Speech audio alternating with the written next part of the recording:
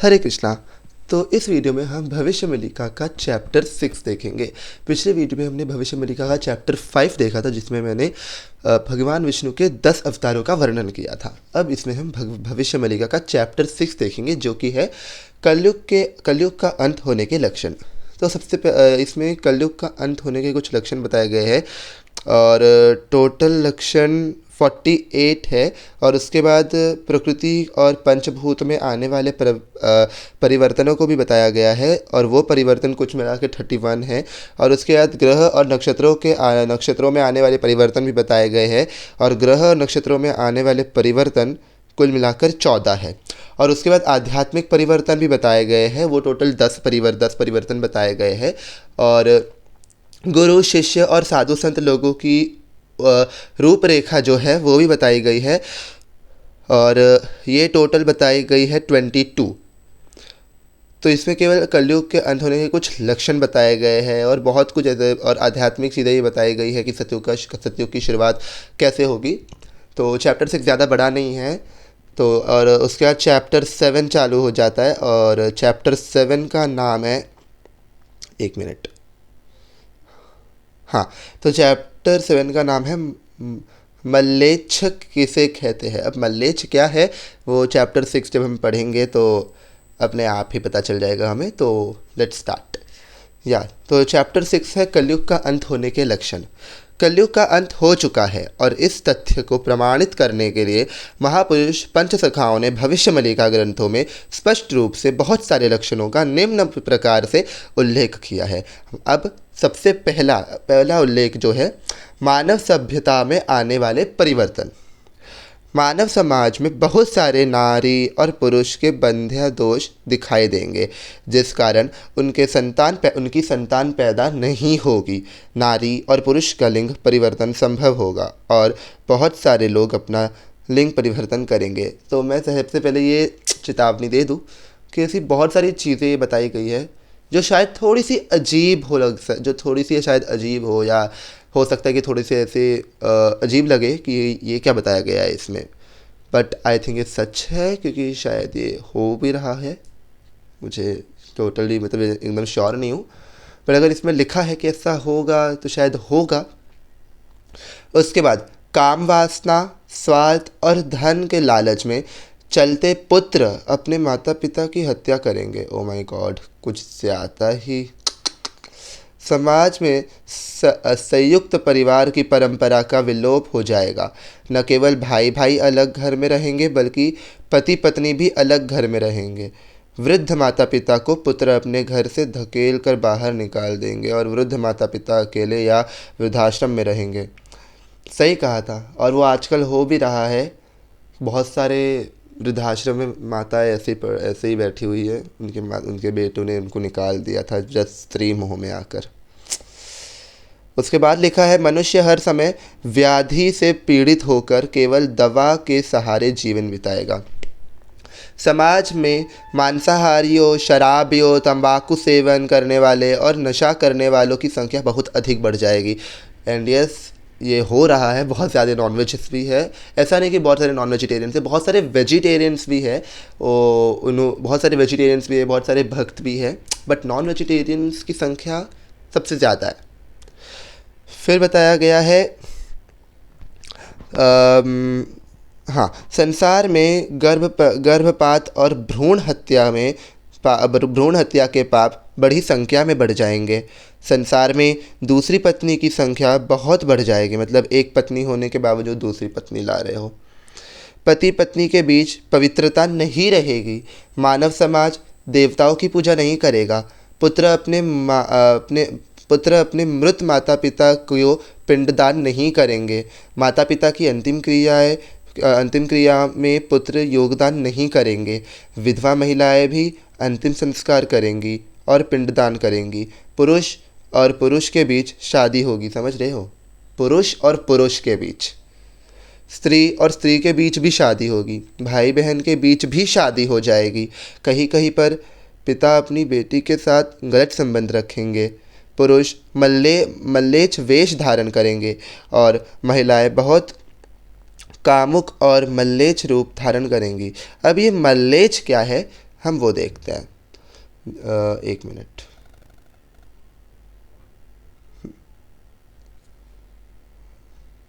तो मल्लेच क्या है, लेट्स सी।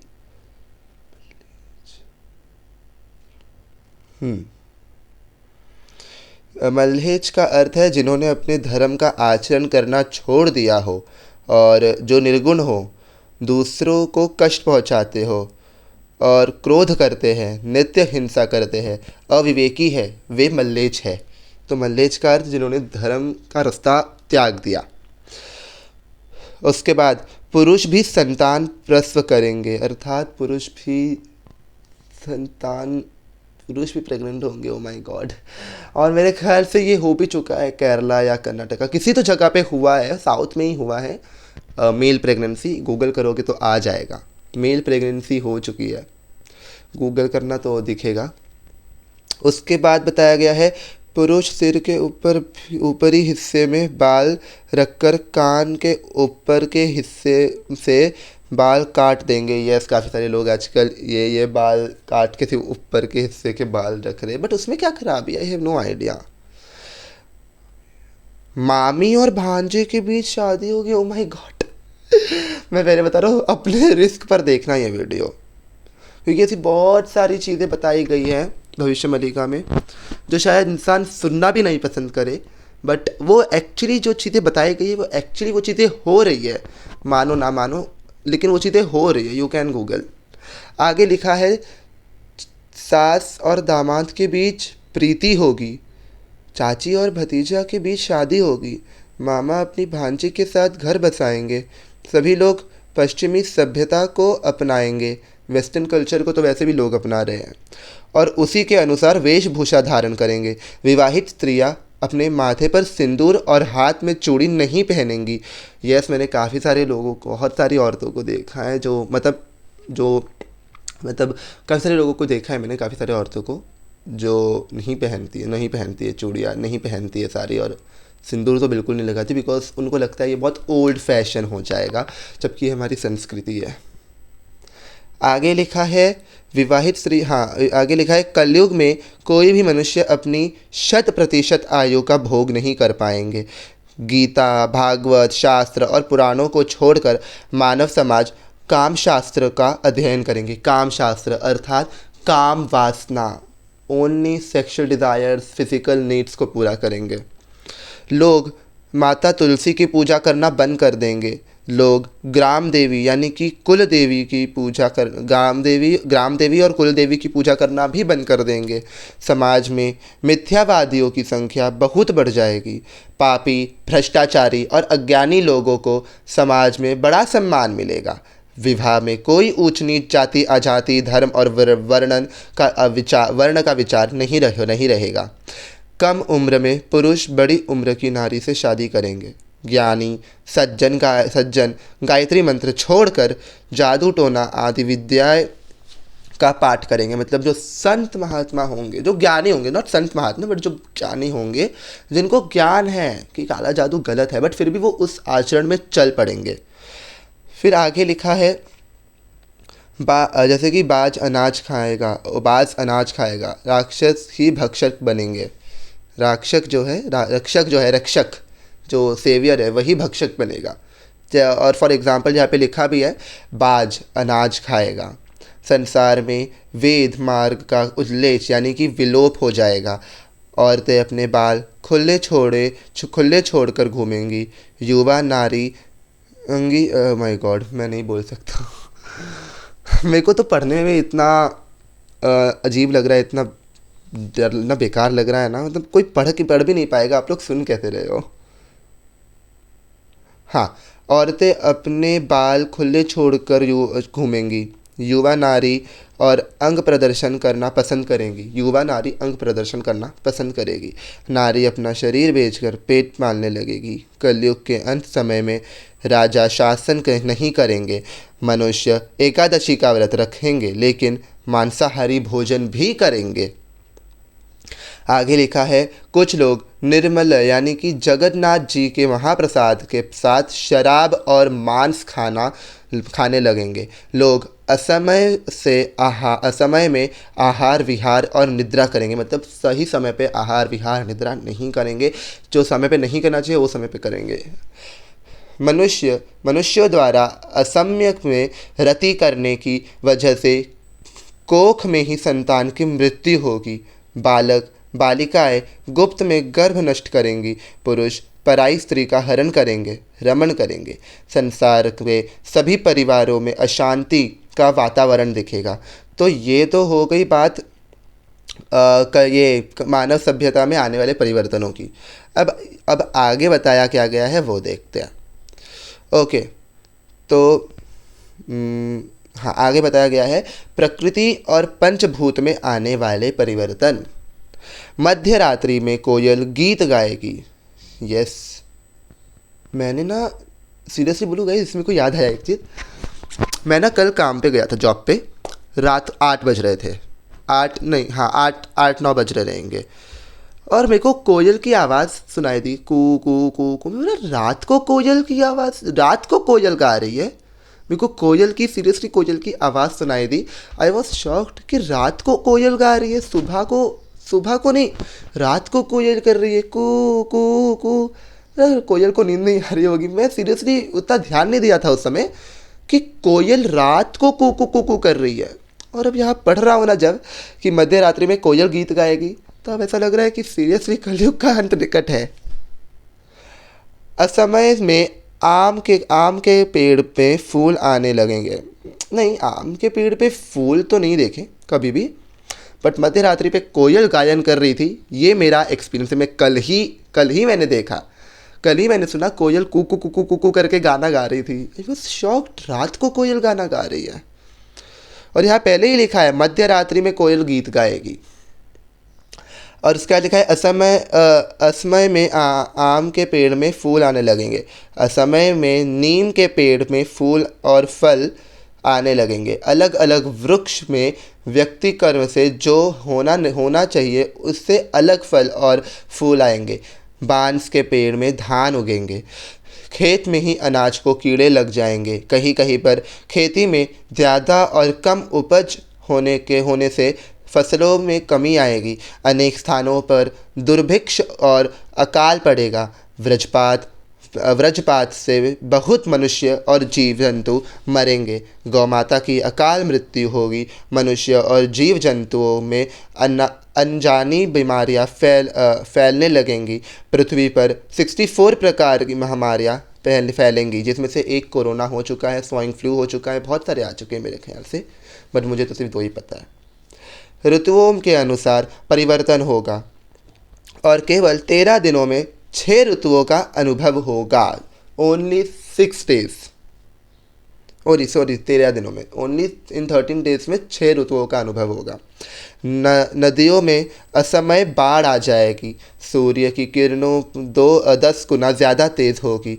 असमय यानी कि मतलब दिन के दौरान कोहरा छाया रहेगा। तब दिन के दौरान कोहरा छाया रहेगा, तब जब सूरज निकला रहेगा, तब सुबह 5 बजे 6 बजे तो ऑब्वियसली कोहरा छाया ही रहता है, बट जब सूरज निकला रहेगा तब की बात हो रही है यहाँ पे। फिर आगे लिखा है बार बार तूफ़ान आएंगे और तूफ़ान के बल पर समुद्र बार बार तट की सीमा पर का उल्लंघन करेंगे। उसके बाद लिखा है मरुभूमि में बाढ़ आएगी। भारी बारिश से पहाड़ की चोटी पर भी बाढ़ आ जाएगी और इससे मनुष्य और जीव जंतुओं की मौत हो जाएगी। जलचर और समुद्रिक प्राणी बड़ी संख्या में मरेंगे। बहुत सारे वन्य जीव शहर में आकर मनुष्यों को नुकसान पहुंचाएंगे। और मेरे ख्याल से शेर जो है सिटी में पाया भी गया है। उसके बाद लिखा है सूर्य की गर्मी से उत्तर और दक्षिण मेरू की बर्फ़ पिघलने लगेगी। नहीं, अब तक ये तो नहीं हुआ, बट मेरा 2 एक्सपीरियंस। एक तो शेर मैंने वीडियो में देखा था कि शेर जो है सिटी में आके सिर्फ घूम रहा है, कुछ नुकसान नहीं पहुंचा रहा, बस सिटी में आके, शहर में आके शेर और बस घूम रहा है, ना दहाड़ रहा है ना कुछ कर रहा है, बस घूम रहा है। वीडियो में देखा था।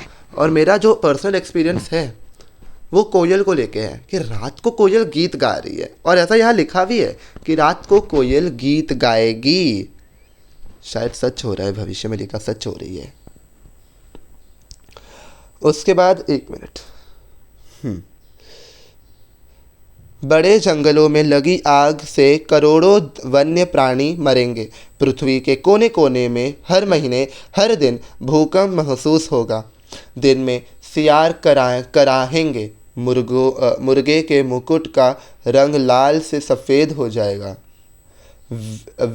वैशाख के महीने में भी कमल खिलेंगे। वैशाख के महीने में चारों दिशाओं में धुआं सा दिखने लगेगा। पृथ्वी के समतल और पहाड़ी क्षेत्रों में बादल फट कर बारिश होगी। हर महीने पृथ्वी की किसी न किसी जगह पर आंधी तूफान, चक्रवाती तूफान आदि आएंगे। पृथ्वी में बहुत सारी नई और सुप्त ज्वालामुखियाँ जागृत होने लगेंगी। अब यहाँ पे ये बातें हुई हमारी प्रकृति के पंचभूत में आने वाले परिवर्तनों की। अब आगे कहा गया है ग्रह और नक्षत्रों में आने वाले परिवर्तन। अब ग्रह और नक्षत्रों में आने वाले परिवर्तन क्या है वो देखते हैं। चंद्रमा की किरण धुंधली दिखाई देगी। सूरज की किरणें बहुत तेज होंगी। बार बार 13 दिन के पक्ष यानी कि पखवाड़े आएंगे। बार बार आकाश से उल्का पिंड गिरेंगे। बहुत बार एक ही दिन में अमावस्या और संक्रांति होगी। बहुत बार एक ही दिन में पूर्णिमा और संक्रांति भी होगी। एक पक्ष के अंतर में भी अमावस्या पर सूर्य ग्रहण और पूर्णिमा पर चंद्र ग्रहण दिखाई देंगे। असमय से सूर्य और चंद्रमा के चारों तरफ मंडल दिखेगा। वलय यानी कि मंडल। बारंबार ग्रह और नक्षत्रों में अस्वाभाविक गति दिखेगी। सूर्य की किरणें 10 गुनी ज़्यादा तेज हो जाएगी। ग्रह के चलने की गति में बार बार परिवर्तन दिखाई देंगे। ग्रह और नक्षत्र स्थिति के अनुरूप नहीं रहेंगे। 7 दिन और 7 रात तक सूर्य और चंद्रमा नहीं दिखाई देंगे और अंधेरा ही रहेगा। जैसा कि मैंने ये भी सुना था कि 7 दिन तक अंधेरा रहेगा पृथ्वी पर। यहाँ पे ये भी लिख दिया है कि 7 दिन तक ना सूर्य दिखेगा ना चंद्रमा। पता ही नहीं चलेगा कि दिन हो रहा है कि रात। और आगे लिखा है चंद्रमा नहीं दिखाई देंगे और अंधेरा रहेगा। बाद के समय में भगवान कल्कि द्वारा नया सूरज, नया चंद्रमा और नए नक्षत्रों की स्थापना होगी। तो 7 दिनों तक जब अंधेरा रहेगा पृथ्वी पे, 7 दिन के बाद कल्कि प्रभु जो है चंद्रमा और सूरज का ये करेंगे, आह्वान करेंगे, मतलब उनकी स्थापना करेंगे फिर से। और फिर से 7 दिन बाद दिन रात सब नॉर्मल हो जाएगा। अब यहाँ पे हमने क्या बात की, यहाँ पे हमने बात की ग्रह और नक्षत्रों में आने वाले परिवर्तन की। अब आगे बात करते हैं आध्यात्मिक परिवर्तनों की।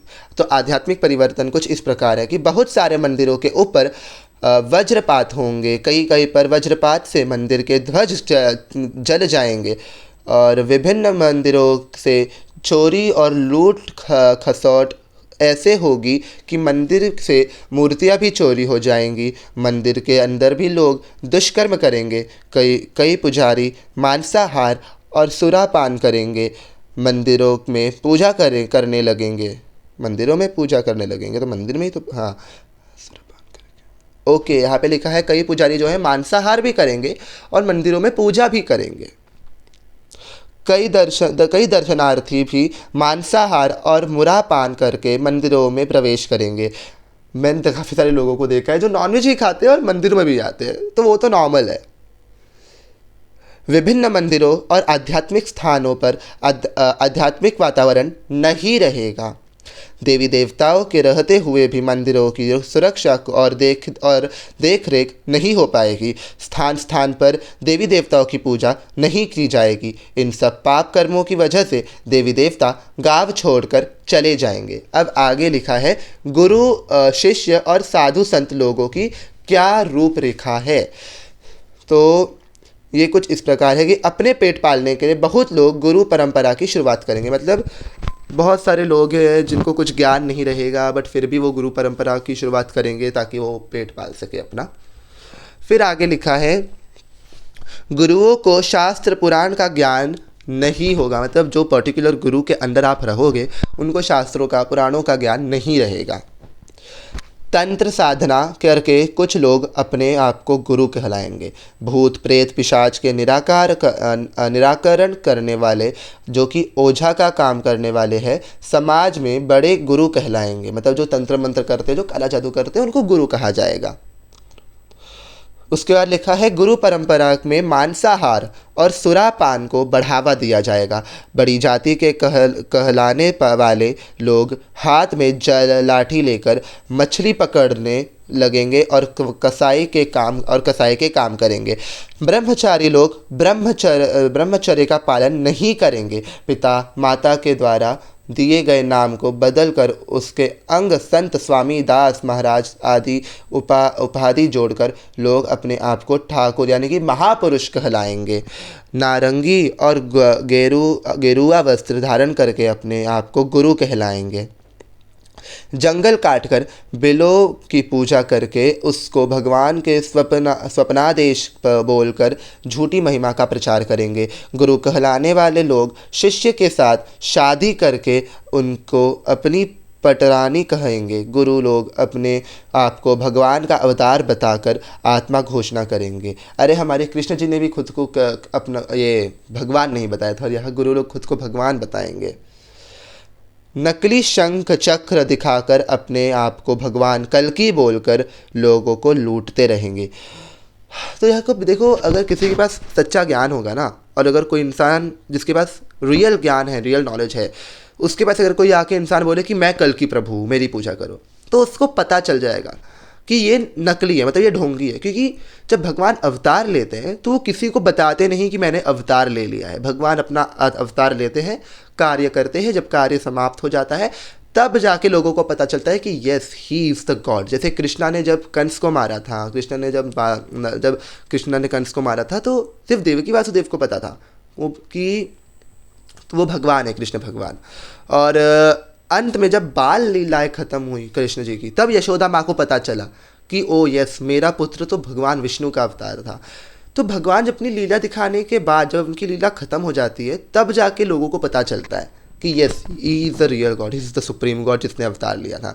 तो जो ज्ञानी रहेगा उसको तो पता ही रहेगा कि भगवान कभी अपना अस्तित्व लोगों को नहीं बताएंगे। अब आगे क्या लिखा है वो देखते हैं। आगे लिखा है गुरु कहलाएंगे, लेकिन लालच देकर शिष्य की पत्नी का गमन करेंगे। अपने को गोपाल और शिष्य को गोपी कहकर अपनी काम वासना की पूर्ति करेंगे। मैं कहा था काम वासना सबसे ऊपर रहेगी, सबसे उच्च दर्जा काम वासना को दिया जाएगा।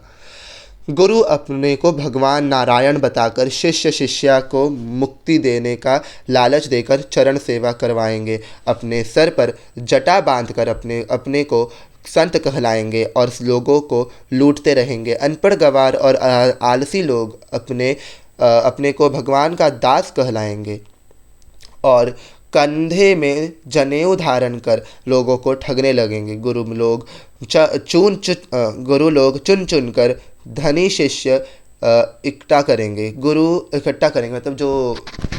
मतलब जो नकली गुरु रहेंगे, जो सिर्फ गुरु का वेश धारण किए रहेंगे, वो जो है सिर्फ धनी शिष्य, मतलब जो अमीर इंसान रहेगा, अमीर लड़का, उसको शिष्य बनाएंगे और उसके बाद ढेर सारा धन इकट्ठा करेंगे। गुरु कहलाने वाले लोग शिष्या की संपत्ति से ऐशो आराम करेंगे। मतलब जो गुरु रहेंगे वो जो है शिष्य का पैसा लेंगे और फिर ऐश आराम की ज़िंदगी जिएंगे धीरे धीरे। शिष्या से धन दौलत सोना चांदी आदि धातुओं की दक्षिणा लेकर वैकुंठ में स्थान देने का झूठा नाटक करेंगे। मतलब they will be come to you and they will say कि मुझे दक्षिणा दो, और अगर आप मुझे दक्षिणा दोगी तो आपको श्री हरि वैकुंठ ले जाएंगे आपकी मृत्यु के पश्चात। फॉर एग्जाम्पल, अगर मैं गुरु हूँ, मैं आपके पास आऊँगा, मैं आपको कहूँगा कि मुझे दक्षिणा दो और मैं आपको आशीर्वाद देता हूँ कि जब आप मरोगे तो भगवान विष्णु आपको वैकुंठ लेके जाएंगे। तो ऐसे लोग करेंगे, ऐसे ढोंगी गुरु आएंगे और दे विल से यू दिस कि मैं गुरु हूँ, मुझे दक्षिणा दो, तब जाके भगवान आप प्रसन्न होंगे और तब जाके आपको भगवान श्री हरि को वैकुंठ भेजेंगे, वैकुंठ ले जाएंगे मृत्यु के पश्चात। तो ऐसी चीज़ों पर विश्वास मत करना। सुंदरी नारियों को विभिन्न प्रलोभन देकर शिष्या बनाकर अपनी काम वासना की पूर्ति करेंगे। इस प्रकार युग के अंत में संसार में बहुत सारे परिवर्तन होंगे और उलट पुलट चीज़ें होने लगेंगी। भविष्य मलिका में महापुरुष पंचसखाओं ने कहा है कि कलयुग संपूर्ण खत्म होने पर ये सभी लक्षण दिखाई देंगे। आज लगभग सभी लक्षण हमें दिखने भी लगे हैं। इनमें से कुछ ही लक्षणों के प्रमाण मिलने बाकी हैं। अंततः हम यह कह सकते हैं कि कलयुग संपूर्ण रूप से खत्म हो चुका है और यह संगम युग या युग संध्या का समय चल रहा है। तो यस, यहाँ पे 6वां अध्याय ख़त्म होता है। अब नेक्स्ट वीडियो में हम 7वां अध्याय देखेंगे और 7वें अध्याय का नाम है मल्लेच किसे कहते हैं। तो मल्लेच मैंने आपको पहले भी कहा था, गूगल किया था मैंने, तो मल्लेच बताया था कि जो धर्म को त्याग दिया है, जिसने अपने धर्म का आचरण नहीं करा, उसे मल्लेच कहा जाता है according to Google. But according to our Dharmashastra क्या कहते हैं, इसको लेकर वो हम अगले वीडियो में देखेंगे कि मल्लेच एक्चुअल में क्या है। गूगल पे किया तो गूगल बताया कि मल्लेच उसे कहते हैं जो धर्म के आचरण नहीं करता है। बट हमारे शास्त्र इस बारे में क्या कहते हैं कि मल्लेच क्या है, इसके बारे में हमारे शास्त्र क्या कहते हैं, वो हम अगले वीडियो में देखेंगे। तो चैप्टर 7 मल्लेच क्या है, इसके बारे में हम जानेंगे नेक्स्ट वीडियो में। हरे कृष्णा।